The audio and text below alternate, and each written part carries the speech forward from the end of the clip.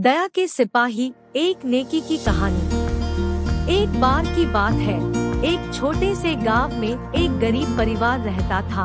इस परिवार के 3 सदस्य थे, माता, पिता और उनका छोटा बेटा रामू। इनके पास धन की कमी थी, जिसके कारण वे रोजगार के लिए संघर्ष कर रहे थे। एक दिन बारिश की बदलती मौसम के कारण उनका छत संकट में आ गया।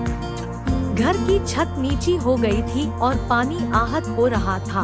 रामू के पिता ने बहुत परेशान होते हुए अपने पड़ोसी से मदद मांगने का निर्णय लिया। पड़ोसी एक बड़े हृदय वाले और दयालु आदमी थे।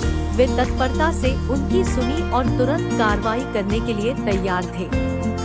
वे अपने संगठन के सदस्यों के साथ मिलकर रामू के घर गए और छत की मरम्मत के लिए काम करने लगे।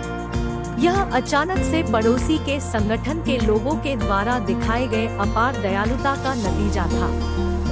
उन्होंने घर की छत को पूरी तरह से ठीक कर दिया और उस परिवार को बड़ी राहत पहुंचाई। रामू के पिता ने दयालु पड़ोसी के प्रति आभार व्यक्त किया और उनकी मदद के लिए उन्हें धन्यवाद दिया। इस अनूठे सामर्थ्य के आगे रामू ने भी सोचा कि उसे दूसरों की मदद करनी चाहिए। इस घटना ने रामू के अंदर दयालुता की चिंगारी जगाई। वह अब सबकी मदद करने के लिए तत्पर हो गया। वह गांव के बच्चों को पढ़ाई में सहायता करने लगा, गरीबों को खाना खिलाने में मदद करने लगा और अस्पतालों में बीमारों की देखभाल करने गया। रामू की इस नेक क्रिया का चर्चा गांव में फैल गई। लोग उसे सराहना करने लगे और उसे दया के सिपाही के नाम से जानने लगे। यह उसके लिए गर्व की बात थी और उसने और भी जोश से अपने कार्य को जारी रखा।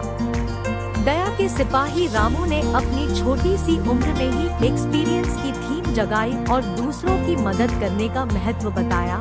इस कहानी से हमें यह सीख मिलती है कि छोटी छोटी नेक कार्यों से हम दूसरों के जीवन में पूर्णता और सुख ला सकते हैं।